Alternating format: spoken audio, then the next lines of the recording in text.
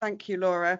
So I'm going to hand over to Jason now, and Jason's going to start our next session, which is all about the strategy, and we'll learn a little bit about how that was developed and some of the successes. Great, thank you, Jenna.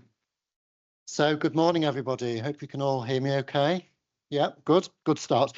So I'm delighted to be here today to talk to you a little bit about the Liverpool Strategic Partnership, Neurodiversity Strategic Partnership, and the important work that it's done by introducing the first strategy for neurodiversity for the City of Liverpool. So it's a real privilege to be here to talk to you today.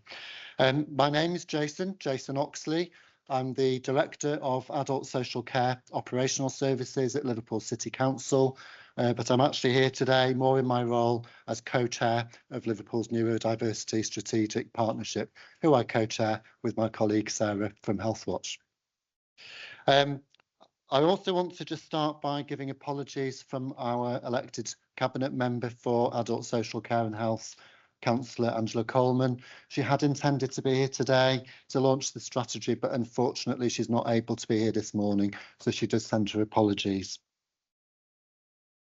So it's fantastic to see so many of you here today, partners, colleagues, members of the community who've got an interest in all things neurodiversity. Thank you for being here to hear about and to share our ambitious plans for improving the experience of people who do have neurodiversity and who live in Liverpool. This is a strategy for Liverpool. Today marks an important step for Liverpool. Liverpool's a city of diversity, of inclusion, of ambition, and we're a city where there's real enthusiasm for working together to improve life opportunities for all Liverpool residents, including people with neurodiversity. So today we are launching Liverpool's first ever citywide all-age neurodiversity strategy. This has been developed through collaboration, and importantly, it's been really shaped by the experiences of neurodivergent people and their families who shared their time, their perspectives, and their expertise with us, and that's really important. You'll hear a lot more about the strategy itself from my colleague Gina, who I'll hand over to shortly. So for me, it's an honour to be co-chair for the Liverpool Neurodiversity Strategic Partnership, and to work alongside the people that bring so much commitment, insight, and professionalism to this agenda. Their contributions have not only shaped, but they've actually developed and built the strategy with us, the strategy that we're launching today. They will also support us in our delivery of the strategy over the next 10 years, and that's really important. We all own the strategy, no single person or organisation owns it. So what makes the strategic partnership itself unique isn't simply the number of organisations and the people involved. It's the sheer diversity of the voices and the shared commitment around the table. And when I say around the table, we generally do meet in person in a way that people feel able to contribute in the fullest way possible. We've tried online versions for the partnership at the request of people with lived experience, and we'll probably have a bit of a hybrid going forward. But it's really good to all get together in person and talk these issues through. Neurodivergent people, local authority teams, health partners, voluntary community, faith sector representatives, education providers, probation, children's services. This isn't all of the partners of the partnership, but it just gives you an idea of how broad it is. And most importantly, it's the people with lived experience and their carers or parents also who support that work. So they come together with a clear purpose and willingness to challenge us, to question and to improve how we work, how we organise our services, how we interact with residents of Liverpool who are neurodivergent. The partnership is also supported by subgroups, and these subgroups are really vibrant, they're integral. People in the subgroups are fully engaged and inform the work of the partnership. So this collaborative approach gives us a much fuller understanding of what needs to change. It's not about the council, it's not about the NHS, it's about working together on the things that matter to people. And things do need to change if we're going to really address the many inequalities and difficult experiences, let's face it, that people with neurodiversity can experience. The strategy is informed by our joint strategic needs assessment that really delves into the data, and some of the academics in the room will be really interested in the data and looking at the joint strategic needs assessment. People with neurodiversity are overrepresented in many areas of life that isn't a good position for them, and underrepresented in many areas of life that would be beneficial for them, and we need to change that. So throughout the development of the strategy, people were clear about what currently works and also where improvements need to be made, and that's improvements across all areas. People said what truly makes a difference to them.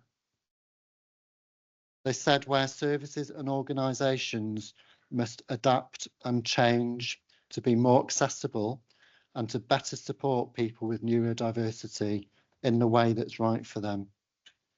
People challenged us, and the challenges have improved the strategy and strengthened it, made it clearer and more ambitious and longer term. It started off as a 5-year strategy, and we were told it would be better if it was 10 years because there's so much to do.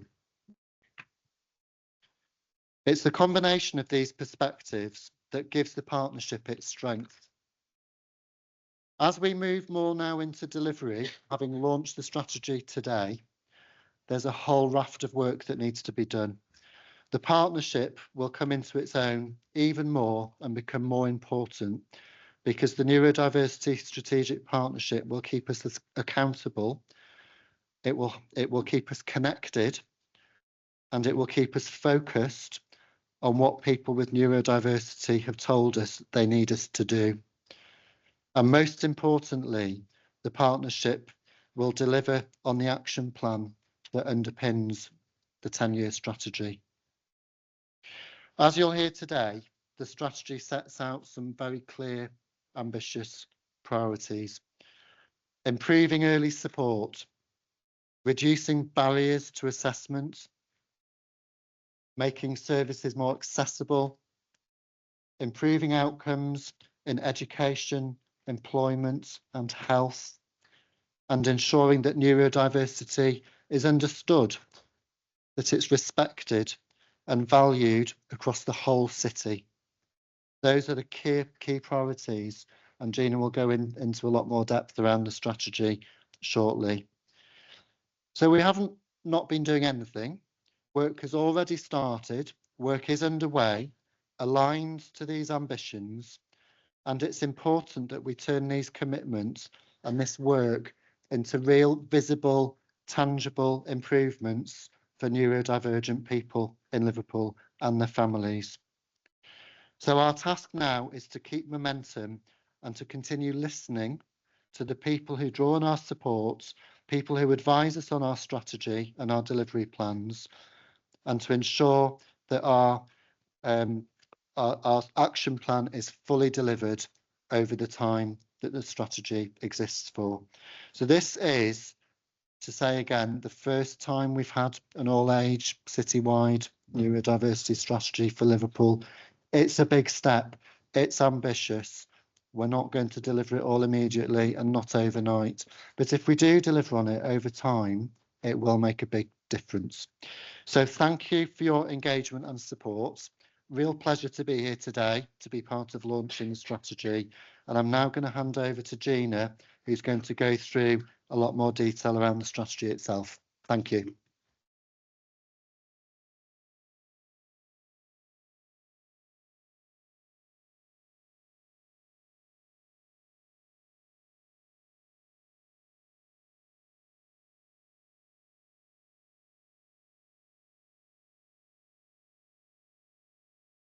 Good morning, everyone, and thanks for having us here today. My name is Gina Perigo, and I've had the privilege of leading on the development of the Neurodiversity Strategy for Liverpool. You've just heard from Jason about the city's shared commitment to deliver the strategy ambitions and the role that our strategic partnership has played in that in terms of driving that forward. So this morning, I'm just going to share with you a bit more about the journey that we've been on the last few years in developing the strategy, the approach that we've taken, our key priorities and our next steps.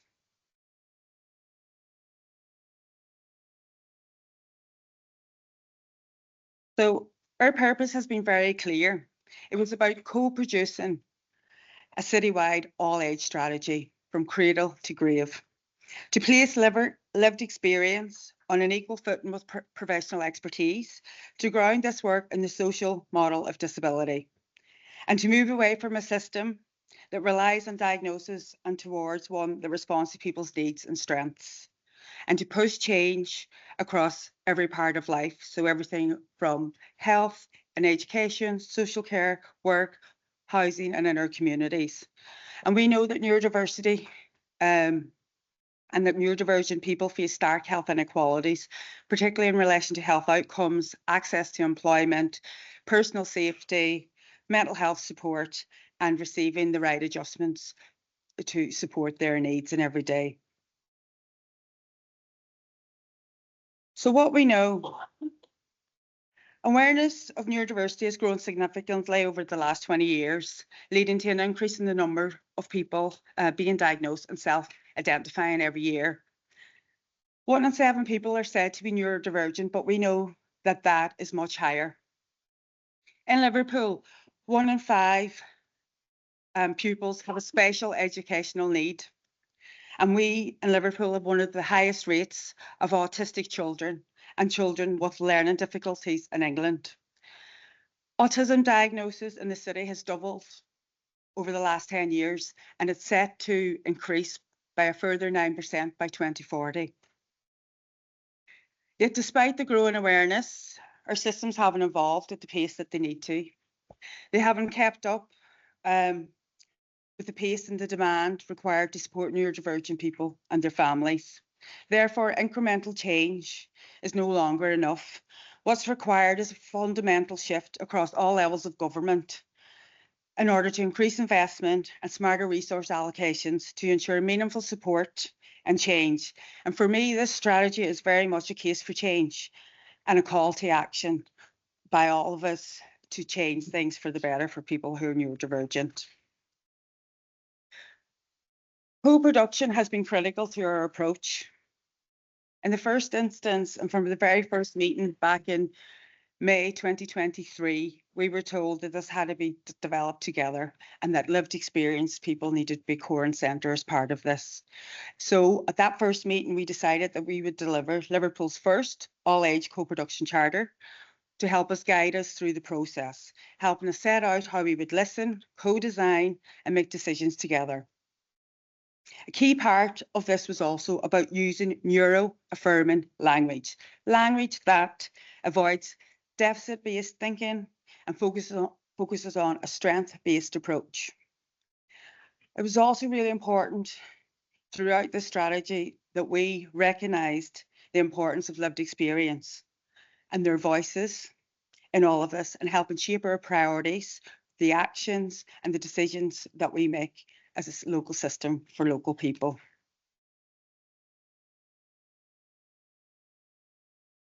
Co-production has been at the core of everything that we have done since we started this process. It has been a continuous process of listening, testing ideas, refining them and checking back in with people to make sure that we're on the right lines. Lived experience partners have shared every part of the process, from how we delivered our meetings, to how we shaped our questionnaires, to how we engage with people, thinking about the different ways that we should engage with people to make sure everybody who wanted to be engaged and have a voice could be part of this process. People with lived experience have very much helped us set the priorities, influence those actions within the plan, reviewed the drafts. So we've been through I don't know how many versions we've been through, but we've been through a lot of iterations of the strategy based on people's feedback. And people weren't afraid to challenge us and tell us when we weren't getting things quite right. So this is why we've spent 2 years really working on the development of the strategy, because we've been trying to get it right and working closely with people to do that. How we've done that is we've engaged with existing forums. So particularly working very closely with the University of Liverpool over the last year, particularly coming along to the Autism Hub, hearing about the research, but also hearing about what people with lived experience have had to say and how that can help shape and inform how we commission services for the future. We've also had a number of workshops over the last few years with different groups of people and different organisations.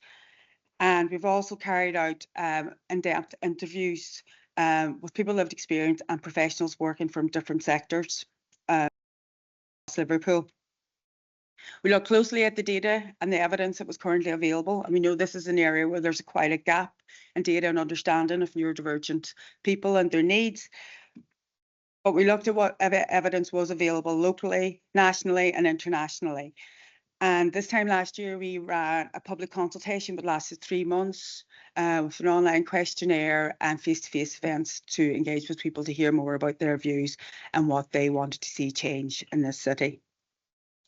There has been a real genuine commitment by the city to do things differently. And it's been a real privilege to work with so many different partners and people with lived experience to make this happen.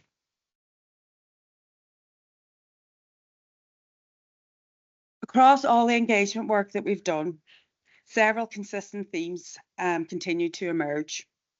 Long waits for assessment and diagnosis. That will be no surprise to anybody in this room in terms of the challenges, the long waits. A real focus and a need for support, which is needs-led and not dependent on a piece of paper. People have told us systems are complex and really hard to navigate.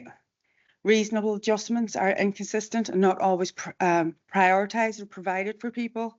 Transition into adulthood remains a significant pressure for individuals and their families, particularly in navigating the systems and the support that's available. Another key thing that came through really loud and clear was the lack of appropriate mental health provision and support for people, and how to navigate that alongside their neurodivergent condition. Families often feel unheard and sometimes unsupported. And people really, the key message we also heard back was the importance of co-production and the importance of we needed to get better at doing this, and I need to make sure that it was more meaningful. And we try to honour that throughout the process. So in terms of our strategy, we've identified 5 key priorities based on what people told us that mattered most. Priority 1 is really focused around embracing neurodiversity. This is about us building awareness, challenging stigma, and celebrating different. How can we make our city much more inclusive? And thinking about the ways that we can do that through education, starting in our early year settings right through our education systems, working with our local employers, working with some of our other community organisations that work with some of our most vulnerable and challenged and sometimes really underreached communities where neurodivergence tends to be high in prevalence amongst those groups of individuals. Early identification and needs-led support. This is one that was felt really important, that we started to shift away from a diagnosis-led pathway and focus more on individuals' needs, and that we provided a responsive, personal support based on actual people's needs and their strengths in order to support them and their families. The third priority was focused about accessible health and care.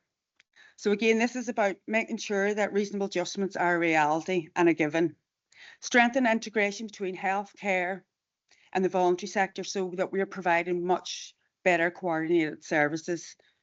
Increasing access to therapies, enhancing mental health support, ensuring better coordination between mental health services and neurodivergent services. Everyone has a right to a fulfilling life, and therefore the strategy recognises that it's really important that we make sure that people have access to a really good quality education. access to employment opportunities, good quality housing, meaningful relationships, and feel part of their community. And our last priority is about, as a system, a local health and care system, we need to work differently and we need to engage with the wider sectors. So education, our third sector, involuntary and social enterprise sector. And what we've committed to do is thinking about how we can get much better in embedding co-production and the evidence in everything that we do. Strengthen our data collection, thinking how we can work more closely with our academic partners around research and evaluation in order to improve services that we provide. And also working with all of you to advocate for change, both at a local, regional and national level as we move forward. Alongside this, as Jason mentioned, we've also co-developed a 5-year action plan, and this has turned these high-level commitments into tangible actions with clear, measurable outcomes and key organisations aligned against them to take these actions forward. And the Neurodiversity Strategic Partnership will oversee the delivery of this plan. And again, many people in the room today are partners that have been supporting us on delivering this. So today is really when the work really needs to start. I'd also really like to take the opportunity now really to express my sincere thanks to everyone who's been involved. You've all given your time, your expertise, and have shared your personal stories. And throughout the day, you will be hearing from all of our partners. They will be showcasing the brilliant work that's already underway to improve outcomes for neurodivergent people in Liverpool. We are officially launching the Liverpool Neurodiversity Strategy today. And today is about celebration, but it's also about a commitment to a new way of working, one rooted in co-production and shared responsibility. And finally, I'd just like to invite you all to take part in the next phase of this process.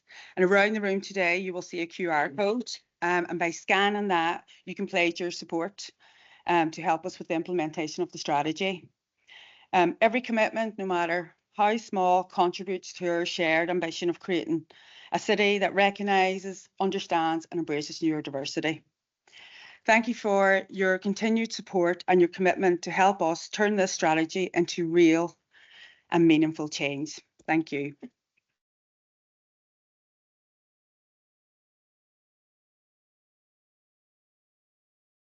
And now I'd like to invite some of our partners up today to share some of the fantastic work that they're doing across the city and the wider city region to support children and young people who are neurodivergent. So I'd like to invite Lindsay Bogan from Alder Hey and Claire Gillen from Advanced Solutions Community Network to take us through the next section.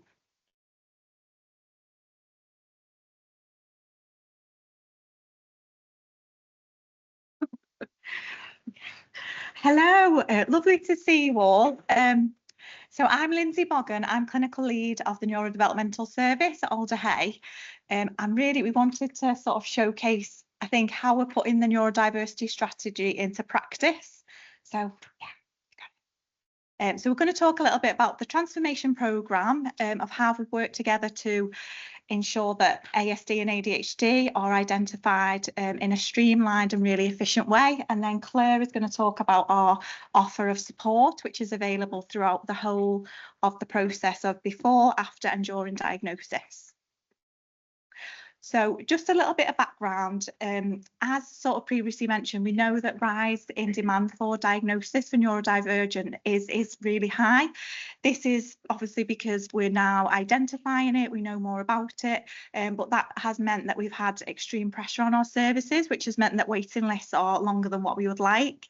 We've also had a national medication shortage for ADHD medication, which some of you in the room are probably affected by, which has caused chaos really in our system. So we really wanted to work together to see how we could support these challenges. So progress to date, what we decided to do, we had 2 separate services, so autism diagnostic service and an ADHD service. As a lot of you probably know, autism diagnosis and ADHD, it's very, overlapping. People don't fit into neat little boxes and there can be a lot of co-occurring conditions. So parents and young people who we work with often would say, you know, why am I going to so many appointments? Why am I saying the same thing in an autism service and an ADHD service? So we work together to merge and create a new neurodiversity pathway, which launched in September 25. We mapped out the process and realised that we could really become more efficient. So where we had sort of 50 members of the team involved with an ASD and ADHD case separately, we could bring that together with 9 professionals in only 3 appointments for families, making it a lot more streamlined. Accessibility was also something we really wanted to work on. As we know, you know, neurodivergent people, they need other ways to engage with services. So we've worked with our digital and BI teams to create forms and different methods that we can engage people to give us the information. And we've also worked with our schools as well to do the same. And we've created a portal which you can have a look at. So it's on the Alder Hey website, which is a portal into neurodevelopmental services and community paediatrics. And it means that schools and settings and parents can gather all the information that they've got and send it all into us in that first step, so that we can ensure that there's no duplication. So this is just a brief model. You probably can't see it really, but it just sort of shows how the model has progressed in terms of how we work to look at diagnosis. We know that young people are very diverse and unique, and they need a wide range of professionals. So we've got, you know, millions and millions of different ways that we engage families in home visits or joint appointments using standardized tools. But most importantly, we're just really trying to be bespoke and holistic in how we engage them assessment. So we look at the young person as a whole from the very beginning and see, you know, what do they need to be able to get the information? You know, do they need to see a psychologist or a psychiatrist or a speech therapist? And we're very much open to having that menu of support. And at the very first stage as well, we work with our partners Advanced Solutions and share information with them, so that Advanced Solutions Community Network can engage with families at that very first point and access support without having to wait. So regarding engagement as well, we also know that, you know, young people who are neurodivergent often have parents who are neurodivergent with other, you know, learning difficulties and other things. And sometimes our parents may struggle to get to appointments. They may have financial challenges. You know, there's a whole array of reasons why families or young people can't attend appointments. So instead of discharging them young people and making them start the journey again, which is obviously not going to meet the needs, we've trained and employed some peer support workers who have all got lived experience. So we've got young people who are neurodivergent, or parents and carers with neurodivergent children, and they work with us now embedded within our team. So what can happen is, if we identify a family where there might be a risk of non-attendance, you know, we can actually the peer support team can engage them right from the start, you know, advocate for them, go to appointments with them, change, you know, information to a way that they can understand, provide maps, you know, everything like that. So, and we've developed a big array of resources that we can now use, pictures of our staff, things like that, just to really help young people engage when they're going to find that really anxiety provoking. And we're really pleased that they're now embedded with us full time. So, yeah. Also, in terms of the support that's offered, is what we really ask is at the very beginning of when referrals come into us, we don't want to, you know, the young person and family to just wait and wait till the end. You know, the graduated responsive support should be embedded at that very first point. So what we ask our schools, and we work really closely with our local authority partners, is that they already follow the graduated response toolkit for Liverpool, and all that support the young person needs in school is already there. So it means that that diagnostic outcome, it doesn't become important, and a lot of our children and young people are choosing to say, actually, I don't want to go ahead, I'm happy with the support that I've already got in place, which is actually wonderful and moves away from that diagnostic-led culture. And then Claire can talk more about our post-diagnostic offer, but we also have a really good post-diagnostic offer of support as well. So ADHD has been a massive challenge regarding the medication, but what we've really tried to do is support our families and young people by bringing that support into the community. So ADHD appointments are, we need to have height, weight and blood pressure, and it's, you know, it takes 10 minutes. but young children are having to come out of school and come to a hospital, you know, for half a day just for a really small appointment. So we're bringing them clinics into schools and working with our local authority partners to try and ensure engagement. And then just quickly, because I know we're running a bit late, I just wanted to talk to you a little bit about what's going on in the whole of Cheshire and Mersey. So Liverpool are very much engaged with the wider footprint of work that's happening, and moving towards that neurodevelopmental or neurodiverse culture where diagnosis is not needed, or, you know, is not seen as having that, you know, having that golden ticket to access services. There's a programme of work going on which includes the Knowing Me profiling tool, which some of you may have heard of and may not have heard of. But this is a tool which is very strengths based. It's been co-produced with young people, parents and carers, and it outlines dimensions of support that can be put in place. So what we're really hoping is over the next 12 months to 18 months that's going to be embedded across all of our schools in Liverpool City, which is wonderful. So just to explain that the tool's got 10 dimensions to it, and there are questions around independence, sort of emotional regulation, energy levels, sensory coordination, attention, communication, flexibility, impulsivity, and the future development, so independence. And the tool is designed to be done in co-production with a young person or child and parents, carers and family. So they're capturing what are the differences, but also what are the strengths and how can we work with that to support this young person in a better way. So really excited about that. So that's me. I'll hand over to Claire.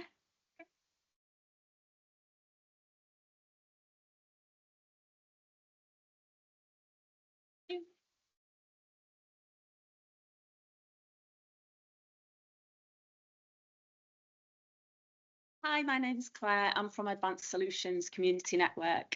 We were actually founded in Liverpool in 2012, working with neurodiverse families and supporting them to identify the needs of their children and young people. And we're incredibly proud to be partnering with Alder Hey and the Pathway, and now working across 7 places across Cheshire and Merseyside. We offer engaging learning in an informal way for predominantly families to understand the needs of their children and young people, to support them, to advocate for them. And it's really important that they can access that at the earliest opportunity. No diagnosis or referral is needed. They just need to know about us and come along. We're a diverse team. We have lots of professional and lived experience of neurodiversity, and we share knowledge and practical strategies to support the challenges that families can face. We also join Alder Hey in welcome events. So when somebody's child or young person is accepted onto the pathway, we come along and at that very first point, we explain to them the offer that's there of support. And if they haven't heard of Advanced Solutions, they will certainly hear of them then. So our offer is really based on the adults around the children and young people understanding their needs and having the strategies to support them. So across Liverpool, we work with families, we work directly with some young people themselves, and we also work with professionals. We have an open access community network group where families can come along, or they can access that online.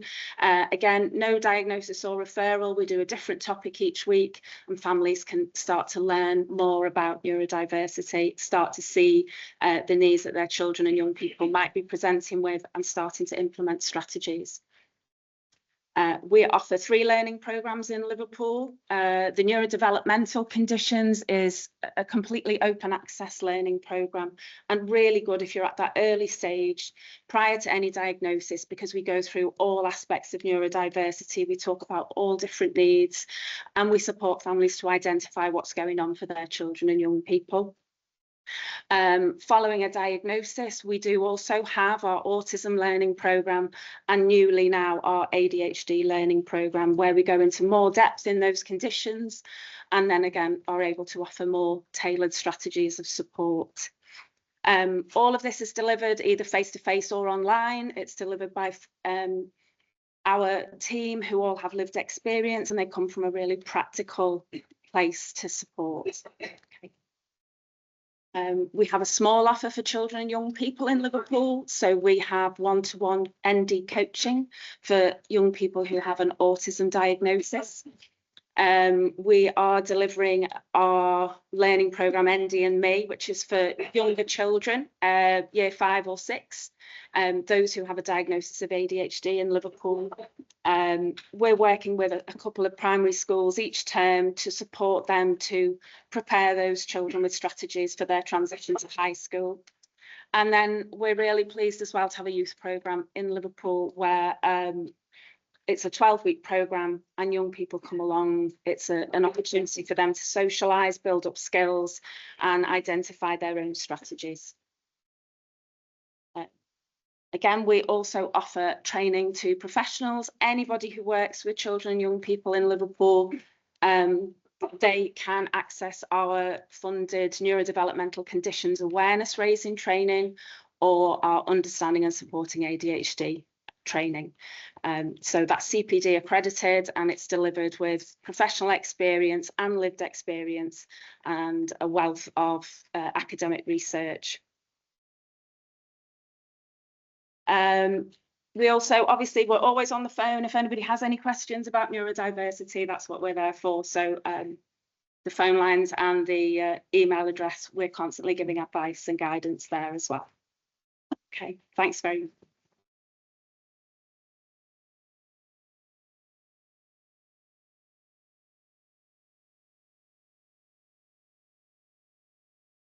So I know that we've had some interest from some questions. So could I just ask a couple of the, could I ask you to stay up? And Gina and Jason, could you just come to the front a second?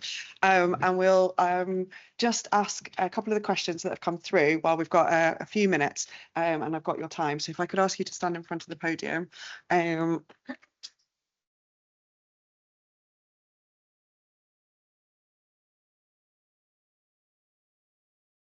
So can I have the first question from online?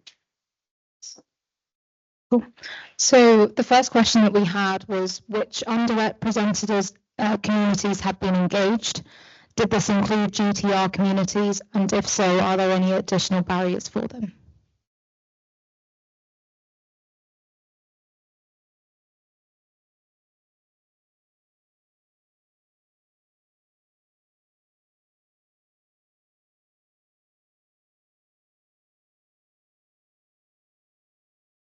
Through ADHD support groups, autism networks, or learning disability forums as well. They've been we work with to support and learn, and also we had opportunities through the online survey as well with information came in.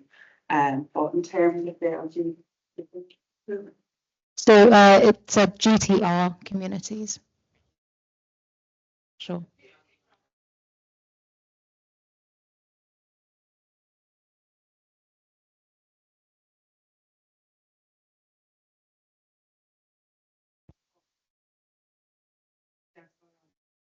This is the opportunities we move forward. We've identified that we need to do more with all of those groups, and that's why as part of the strategy and the action plan we've clearly identified there's a wide range of targeted communities where we need to go out and work with specialist service providers to deliver awareness, education and trauma-informed approaches to serve those communities. So that is a bit of a gap in the strategy at the minute, but it's definitely in our action plan about how we work with partners to take that forward. Brilliant. I can take maybe one question from the audience if there is one. Thank you. It's only a short question. When you say children and young people, can you clarify what the cut-off point is for a young person, please?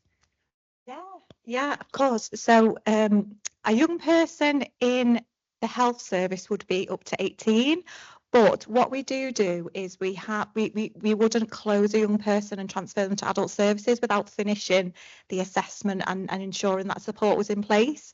So regarding transition for ADHD, for example, young people will remain with us, prescribe the medication. We still administer them prescriptions until they're actively going to appointments within the adult sector. So there is quite a bit of flexibility. It's not a strict sort of guideline, but yeah, it's usually 18. Just to add, it depends as well on the organisation and the pathway or the service that's relevant to the person. So, for example, in the local authority, if somebody has an education, health and care plan, that would usually be 0 to 25. And for the strategy itself, it's all age. So we know that certain services have certain criteria, but I do just want to emphasise that the strategy is all age. Brilliant, thank you. Can I have a round of applause for our speakers again?